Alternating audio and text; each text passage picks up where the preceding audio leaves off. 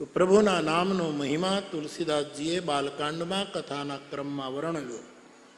અને પછી તુલસીદાસજી આ કથા કઈ રીતે આગળ વધી એની તારીખો આપે છે, એનો આખો ઇતિહાસ કહે છે. સૌ પ્રથમ આ જે ગ્રંથ સદગ્રંથ છે રામચરિતમાનસ, રામાયણ, એ ભગવાન શિવે રચના કરી પોતાના હૃદયમાં આ ગ્રંથને રાખ્યો. માનસ એટલે હૃદય. રચી મહેશ નિજ માનસ રાખા, પોતાના માનસમાં રાખ્યો. સમય મળ્યો ત્યારે એમણે પોતાના ધર્મપત્ની પાર્વતીને આ કથા સંભળાવી. પછી સમય આવ્યો, એ જ કથા ભગવાન મહાદેવે કાગભૂસુંડીજીને આપી અને કાગભૂસુંડીજીએ ગરુડને આ કથા સંભળાવી. આખી પરંપરાનું વર્ણન આવ્યું. પછી આ કથા પહેલા તો 2 શિખર ઉપર, કૈલાસ ઉપર શિવ પાર્વતીને કહે, બીજું શિખર નીલગિરી, એમાં ભૂસુંડી ગરુડને કથા કહે. પછી આ કથા આપણું કલ્યાણ કરવા માટે, જેમ હિમાલયમાંથી ગંગા નીચે આવે સપાટ ભૂમિ ઉપર, એમ જાણે ગંગાજી પ્રયાગમાં આવી ગઈ. આ કથા પછી પ્રયાગમાં, તીર્થરાજ પ્રયાગમાં યાજ્ઞવલ્ક મહારાજે ભરદ્વાજજીને કહ્યું. અને પછી તુલસી કહે, આ જ કથા મને સુકર ક્ષેત્રમાં યુપીમાં મારા ગુરુએ આ કથા મને સંભળાવી. પણ ત્યારે મારું નાદાન ઉંમર, બાળપણ, મારા મનમાં કઈ કથા ઉતરી નહીં. પણ કૃપાલુ ગુરુએ વારંવાર આ કથા મને સંભળાવી. પરિણામે મારા મનમાં વાત બેસી અને પછી મેં નક્કી કર્યું કે ભાષા બદ્ધ કરબ મેં સોઈ, મોરે મન પ્રબોધ જે હોઈ. હું આને ભાષાબદ્ધ એક પ્રબંધ કાવ્યના રૂપમાં આ કથાને આખી ઉતારીશ, મારા મનને બોધ મળે એટલા માટે. આમ રામાયણની 4 પીઠો સ્થપાણી. કૈલાસ, પંડિત રામકિંકરજી મહારાજના શબ્દો છે. કૈલાસ ઉપર જ્ઞાનપીઠ સમાન જ્ઞાન પ્રધાન કથા શંકર પાર્વતીને સંભળાવે છે. નીલગિરી પર્વત ઉપર કથા કાગભૂસુંડીએ શરૂ કરી. એ ઉપાસનાની સાધનાની રીતો બતાવી ત્યાં, કે કયા વૃક્ષની નીચે કઈ રીતની સાધના કરવાથી સાધક પરમ તત્વને પામી શકે. એ છે ઉપાસનાનું પીઠ. ત્રીજી પીઠ કર્મ પીઠ, જ્યાં ગંગા યમુના અને સરસ્વતીનો પ્રવાહ નિરંતર વહે છે, કર્મ ચાલ્યા જ કરે છે. એવી પીઠ ઉપર યાજ્ઞવલ્કજીએ ભરદ્વાજજીને કથા સંભળાવી. અને તુલસી કહે, મારામાં તો જ્ઞાન નથી, ભક્તિ નથી, કર્મનું કોઈ ઠેકાણું નથી, હું તો કેવલ શરણાગતિનો માણસ છું. અને તુલસીદાસજીએ શરણાગતિની પીઠ, દીનતાની પીઠ, પ્રપન્નતાની પીઠ ઉપર બેસી અને આ કથા પોતાના મનને સંભળાવવાની શરૂ કરી. તો તુલસીએ આ કથા આવી રીતે પરંપરામાં આવી. ગોસ્વામીજીએ દીનતાના ઘાટ ઉપરથી શરૂ કરીને આપણને કર્મના ઘાટ ઉપર તુલસીદાસજી લઈ ગયા. ઘણી વખત આપણે શરણાગતનો ખોટો અર્થ કરીએ છીએ કે શરણાગત એટલે હવે આપણે કંઈ કરવાનું જ નહીં. 108% શરણાગતિ હોય તો કાંઈ કરવાનું નહીં રહે, એ વાત ચોક્કસ અને ચોક્કસ. પણ આપણી શરણાગતિ અખંડ નથી હોતી. આપણી શરણાગતિ ક્યારે ભટકી જાય, ક્યારે તૂટી જાય. એટલા માટે શરણાગતિને નામે પ્રમાદી ન થઈ જવાય, કર્મ કરતા રહેવું જોઈએ. માણસે કાર્ય કરતા જ રહે. તુલસીદાસજીએ શંકરના પુત્રનું નામ બતાવ્યું છે પુરુષાર્થ. કાર્તિકેયનું એક નામ, આધ્યાત્મિક નામ છે પુરુષાર્થ. માણસે પુરુષાર્થ કરવો જ જોઈએ. ને કાર્તિક સ્વામીના 6 મુખ છે. કર્મના 6 પ્રકાર છે, 6 રીતે કર્મ કરે. આ વાત મેં તમને ઘણી વખત કહી છે કે એક વખત યુધિષ્ઠિરે પોતાના ભાઈઓને પૂછ્યું કે ભીમ, આ યુદ્ધ અનિવાર્ય છે અને આપણે લડવું જ પડશે, તો તારે એકલા ઉપર આ યુદ્ધ આવી જાય તો તું કેટલા સમયમાં આ યુદ્ધને પૂરું કરી નાખે? ભીમસેને કહ્યું અઠવાડિયામાં પૂરું કરી નાખું, 18 દિવસની જરૂર ન પડે,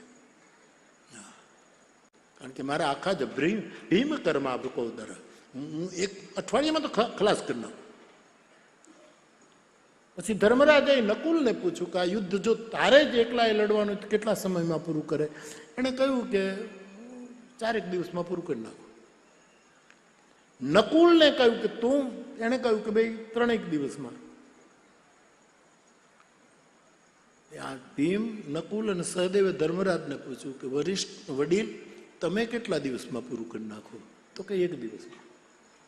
પછી પાછા એ બધાએ ચારેય ભેગા થઈને અર્જુનને પૂછ્યું કે આ યુદ્ધ તારે એકલાને લડવાનું આવે તો બોલે નિમિષ, આંખના પલકારામાં પૂરી કરી દો. પાપણો આમ ખુલે ને બંધ થાય એટલામાં તો આનું પરિણામ આવી જાય સાહેબ, એમ કરી નાખો. ચારે ભાઈઓને શંકા પડી કે આ તો અતિશયોક્તિ છે, આ તો અર્થવાદ છે, આમ થાય જ નહીં. એ ચારેય જણા અર્જુન સહિત ભગવાન કૃષ્ણ પાસે ગયા અને કૃષ્ણ ભગવાનને કીધું કે આ યુદ્ધ જો આવે તો એક કહે છે હું 8 દિવસમાં પૂરું કરું, એક કહે 4 દિવસમાં, એક કહે આટલા દિવસમાં. અને અર્જુનને પૂછ્યું હતું કે નિમિષ માત્ર થઈ શકે ભગવાન? ભગવાન કૃષ્ણએ કહ્યું થઈ શકે. કઈ રીતે? કે જે નિમિત્ત માત્ર બનીને લડશે એ નિમિષ માત્રમાં પૂરું કરી નાખશે. ત્યાંથી કર્મનો એક સિદ્ધાંત ઉભો થયો, માણસે નિમિત્ત બનવાનું છે, કરાવનારો કોક બીજો છે. હું બહુ જ આટલા વર્ષોના અનુભવ પછીથી મારી ગુણાતીત શ્રદ્ધાથી કહી શકું કે આ કથાનો પ્રવાહ આ દિવસોમાં લાઠીમાં આવવાનો જ હતો. ધન્ય છે આ શંકર પરિવાર, એને લાભ મળી. એ વસ્તુ પાકી છે. આ વર્ષોના અનુભવ, કથા અકસ્માત નથી. કથાના યોગ, લગ્ન, ગ્રહવાર, તિથિ નક્કી હોય છે. પહેલા હું કથા નક્કી કરતો, આ હવે અસ્તિત્વ નક્કી કરે છે કે હવે તારે અહીંયા કથા કરવાની, હવે અહીંયા. આટલો ફરક પડી ગયો. પણ ધન્ય છે ઘનશ્યામભાઈનો એનો પરિવાર. ઘણી વખત અમે નક્કી કરીએ નથી બંધ રહેતી કથા. લો એવાય મારા 4-5 અનુભવ છે કે કથા નક્કી કરી હોય ભાઈ હવે આમ ત્યાં તો ક્યારેક બંધ પણ રહે. માણસ શું કરે? અસ્તિત્વને કથા સાંભળવાની ભૂખ જાગે સાહેબ. એના જેટલા સૂત્ર છે અભયથી લઈને સાહેબ, એ તમારે બધા જ જો જીવનમાં ઈમાનદારીપૂર્વક ઉતારવા હોય તો રામાયણ પકડો, એક પછી એક તમારામાં આવશે. આ પકડો એટલે અભયમ, કોઈનો ડર ન રહે. તમે રામાયણ પકડો એટલે. આ હું નથી કહેતો, તુલસીએ લખ્યું છે ઓલરેડી. સદગુણ, સુરગન, અંબ, અદિતિ છે. દૈવી ગુણોની જનેતા રામકથા છે. સદગુણ, સુરગન, દેવતાઓની માં અદિતિ, એમ દૈવી સંપદા જો મારા તમારામાં પ્રગટાવી હોય તો એની માં આ રામકથા છે. સદગુણ, સુરગન, અંબ, અદિતિ સી, રઘુપતિ પ્રેમ પ્રેમ પરમિતિ સી, તુલસી કહે. 16મા અધ્યાયના બધા જ લક્ષણો સાહેબ માણસમાં એની મેળાએ પછી એક અવતર, કારણ કે માં છે.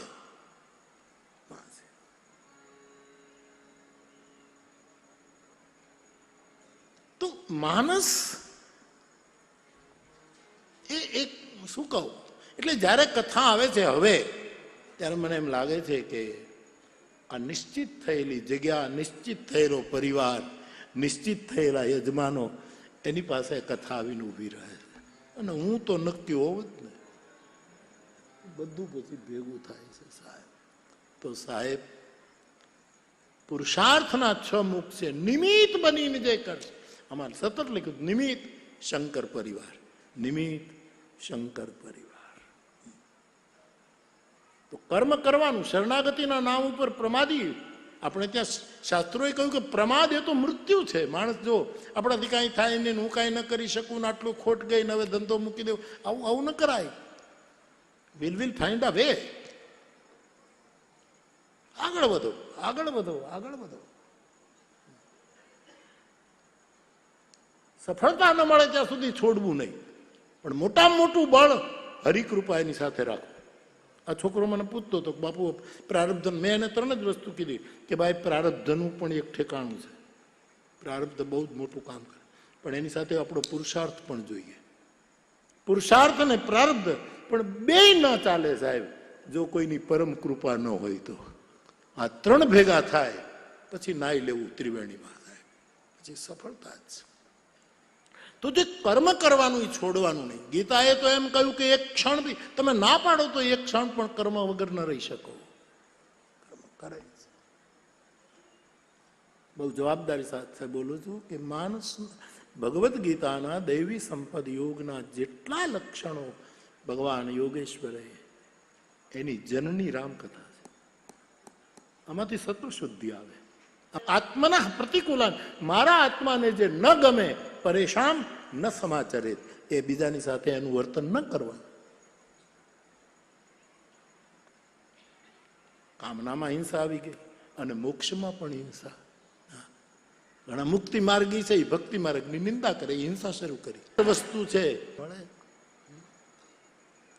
તમે ખીચ કરતા બંધ થઈ જાઓ, અક્રોધ આમાંથી આવશે, ક્રોધ ભરવાનું બંધ થઈ જશે. ભગવદ્ ગીતા સંભળાવી. આ કૃષ્ણને છે ને, અર્જુન ભગવાન કૃષ્ણએ અર્જુનને ખાલી યુદ્ધમાં જ નિમિત્ત નથી બનાવ્યો, આવા કેટલાય સૂત્ર માટે પણ નિમિત્ત બનાવ્યો છે. એ યુદ્ધની વાત મૂકી દો, આવા અનેક સૂત્રો આપણા જીવનના સંઘર્ષમાં કેટલી જગ્યાએ અર્જુન નિમિત્ત બન્યો છે. માટે અર્જુન કહે છે જે નિમિત્ત માત્ર હશે એ નિમિષ માત્રમાં કામ કરી નાખશે. આ શક્ય છે. બહુ નિમિત્ત બન્યો છે. તો બાપ ક્યારેક વળી એની ચર્ચા, ચાર કેટલા જોડકા છે અને એમાં અહિંસા હોવી જ જોઈએ.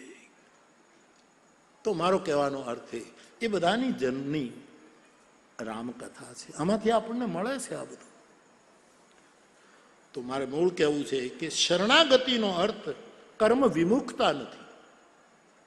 નહીં, એ તો બધું હું તો શરણાગત 108% શરણાગતિ હશે તો ચોક્કસ કોઈ પરમ તત્વ આપણો બેડો પાર કરશે. પણ નહીંતર આપણે કંઈક કરવું જોઈએ સાહેબ.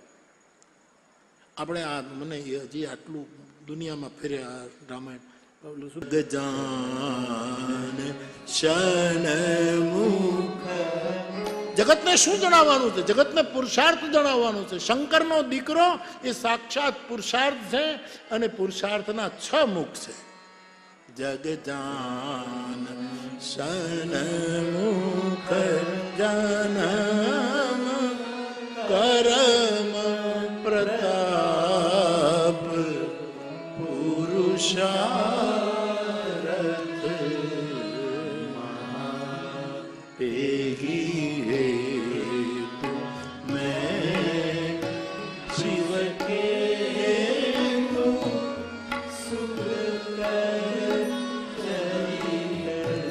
સંક્ષેપ જગજાન સન્મુખ જન પરમ પ્રતાપ પુરુષાર્થ. તો તુલસીદાસજીએ શરણાગતિની પીઠ ઉપરથી કથાનો આરંભ કર્યો અને મને તમને પ્રયાગ એટલે કે કર્મ તરફ પ્રેરિત કર્યા કે પ્રમાદી ન બનો. અને પ્રયાગની ભૂમિ ઉપર કુંભ મેળો પૂરો થયો. યાજ્ઞવલ્ક નામના પરમ વિવેકી મહાપુરુષ, આંતરબાહ્ય સમૃદ્ધ,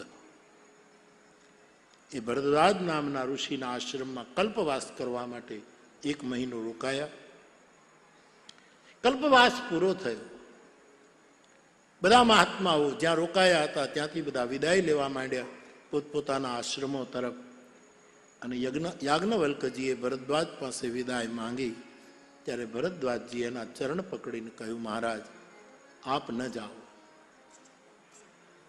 બોલે, ભરદ્વાજજી હું 1 મહિનાથી આપને ત્યાં આતિથ્ય ભોગવું છું, હવે હું પણ જાઉં. બોલે, નહીં મહારાજ. બોલે, બધાને વિદાય આપી એમ મને પણ વિદાય આપો. કે નહીં પ્રભુ, આપને નહીં આપો. કારણ નાથ એક સંશય બડવો રે કરગત વેદ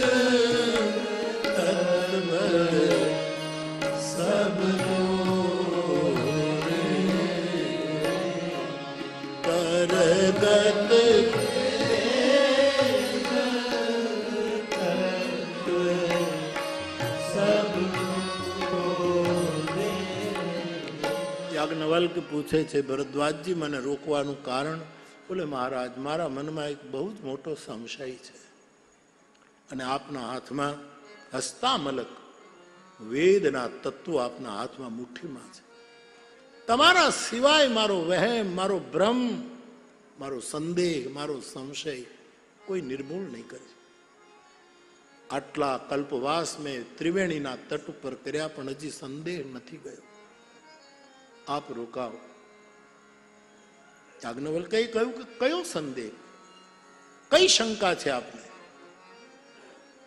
મહારાજ મારે આપની પાસેથી જાણવું છે કે જે રામ નામનો મહિમા સંત પુરાણ અને ઉપનિષદો ગાય, જે રામનું નામ શંકર ભગવાન અવિનાશી હોવા છતાંય, વિનાશી જપે તો સમજાય પણ આ તો અવિનાશી હોવા છતાંય નિરંતર રામ મહામંત્રનો જપ કરે છે, એ રામ તત્વ શું છે આ મને સમજાવો. હા, એક રામ દશરથના પુત્ર હતા, 4 ભાઈઓ હતા. જનકપુરમાં એમના લગ્ન થયેલા. પછી કંઈક એવું બન્યું કે રામને વનમાં જવું પડ્યું. વનયાત્રામાં સીતાજીનું રાવણ અપહરણ કરી ગયો. ભગવાન ક્રોધે ભરાયા, રાવણનું મૃત્યુ થયું. સીતાને લઈને પાછા આવ્યા અને રામરાજ્યની સ્થાપના થઈ. આ રામની તો મને ખબર છે,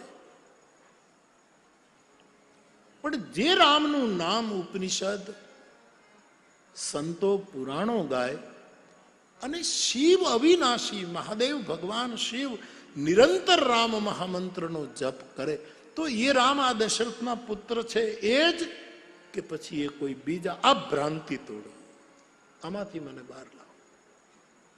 શિવ ચરિત્ર એ સપ્તપદી છે તલગાજરડાની દ્રષ્ટિએ. સતીના મનમાં પણ શંકા પડે છે અને શંકાથી લઈને પુનઃ શરણાગતિ, એ 7 સપ્તપદી, એમાં આખું શિવ ચરિત્ર છે. સપ્તપદી છે. આરંભ સંશયથી થાય. ભરદ્વાજજી પણ અહીંથી કરે છે. 7 પડાવ વિતાવવા પડે છે. આમ છે ને, તમે જો આપણે ત્યાં તો 4 જ ફેરા ફરાય છે લગ્નમાં, લગભગ આપણે સૌરાષ્ટ્ર કાઠિયાવાડમાં 4 જ. મિત્ર મૂળ તો સપ્તપદી છે ને, જે મૂળ ધારા એ છે સપ્ત. આપણે 4માં બધું પતાવીએ છીએ. ગુજરાતીઓને જલ્દી જલ્દી બધું પતાવવાનું હોય એટલે 4માં પતાવી નાખું. સપ્તપદી એ આખું શિવ ચરિત્ર ને ઉમા ચરિત્ર સપ્તપદી પર આધારિત છે. એની વ્યાખ્યા કાલે કરીશ આગળ તમારી પાસે સાહેબ. એમાં પહેલું પગલું જો આમ તમે સીધા સીધા ફેરા ફરો એમ, પણ જો આમ ઉલટા ફરો તો બધા સૂત્ર ઊંધા પડી જાય, બધું ઉલટું થઈ જાય. આમ સીધા ચડો તો સપ્તપદીના જે મંત્રો છે એ જ થાય, પણ જો ભૂલે ચૂકે આમ અવળા હેલા તો બધા ઊંધા પડી. આમ સપ્તપદીનું પહેલું સૂત્ર છે વહેમ. જ્યાં વિશ્વાસ હતો ત્યાં વહેમ, કારણ કે ઊંધા ફેર્યા સતીએ ઉલટું પડે. એની કાલે વિગતથી ચર્ચા કરીશું સાહેબ કે આ સપ્તપદી છે. તો બાપ ભરદ્વાજે કહ્યું મને રામ નામ એ તત્વ શું છે આપ કહી દો એટલે હું માની લઉં. બાકી એક રામ તો દશરથજીના પુત્ર ના એ તો બધું અમે જાણીએ છીએ કે બંને એક જ કે પછી બે જુદા, આટલું કહો. આ પ્રશ્ન સાંભળીને ભરદ્વાજજીની સામે યાજ્ઞવલ્ક મુસ્કુરાયા, પ્રસન્નતા ચહેરા ઉપર આવી. તુલસીદાસજીને લખવું પડ્યું, જાગબલિક બોલે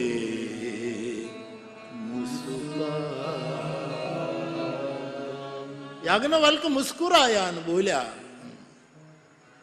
નહીતર આટલા પ્રશ્નો રામનું આમ રામ તત્વ વિશે આવું બોલે તો કોઈને ગુસ્સો આવી જાય કે તમે શું પૂછો છો મહાત્મા થઈને. પણ મુસ્કુરાયા, જિજ્ઞાસુની કદર કરી. હા, આના આધારે હું હંમેશા કહું, વક્તા છે ને મુસ્કુરાતો હોવો જોઈએ. હા, મોઢું ચડાવી નથી. આપણે કઈ ગુના નથી કર્યા એને સાંભળવાના. 3 કલાક મોઢું ચડાવીને નહીં, મુસ્કુરાતો, પ્રસન્ન ચિત્તો, પ્રસન્ન ચેતા.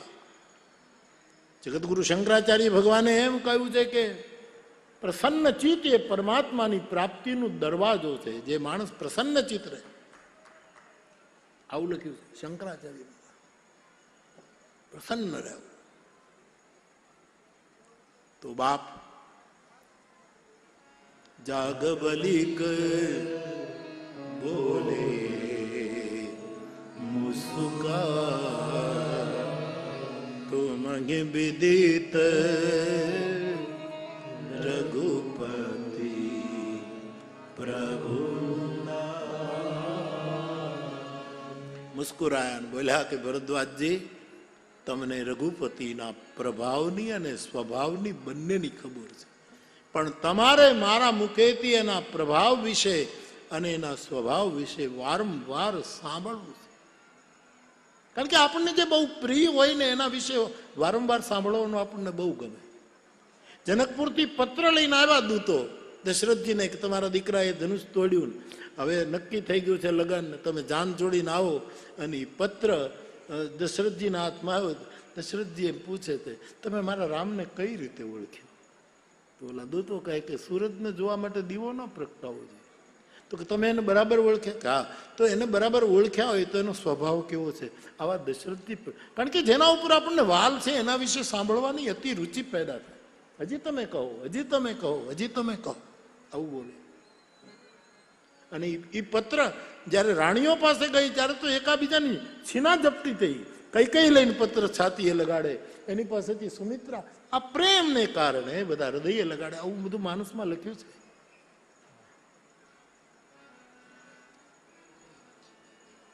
જાગબલિક બોલે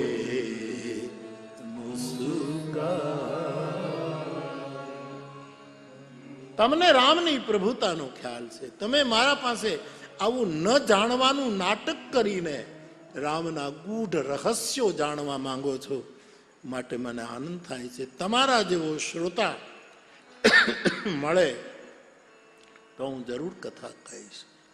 અને જવાનો પ્રોગ્રામ બંધ કરીને યાજ્ઞવલ્ક બેસી ગયા અને ભરદ્વાજજીની સામે કથાનો આરંભ કર્યો. તુલસી કહે છે, ભરદ્વાજજી, આપે મને રામ વિશે પૂછ્યું, પણ રામ તત્વને સમજવા માટે પહેલા તમારે શંકરની કથા સાંભળવી પડે. જે માણસ શિવને નહીં ભજે, શિવની આલોચના કરશે. શિવ તો હે દ્વાર રામ મંદિરનું. રામના ગર્ભગૃહમાં જવું હોય તો શિવને જાણ્યા વગર નહીં જવાય. માટે પહેલા હું તમને શિવ ચરિત્ર ને પછી શંકર ભગવાનનું ચરિત્ર માનસમાં જરા સંક્ષેપમાં કહી રહ્યો છું, પણ આ પૂરેપૂરો ક્રમ આ છે. શિવ ચરિત્રનો આરંભ કરે છે. હે ભરદ્વાજજી, ત્રેતાયુગ તો દર ચતુર્યુગીમાં આવે. દરેક ચતુર્યુગીમાં ત્રેતાયુગ આવે ને એમાં રામનો જન્મ થાય. મુખ્ય મુખ્ય લીલાઓ એ જ રહે, બાકી લીલાઓ બદલી જાય. એવો એક ત્રેતાયુગ એવો આવ્યો ભરદ્વાજજી કે એ ત્રેતાયુગમાં ભગવાન શંકર પોતાની ધર્મપત્ની સતીને લઈને કુંભજ ઋષિના આશ્રમમાં કથા સાંભળવા ગયા. આ શંકર ચરિત્રનો આરંભ તુલસીદાસજી આ રીતે કર્યો. માટે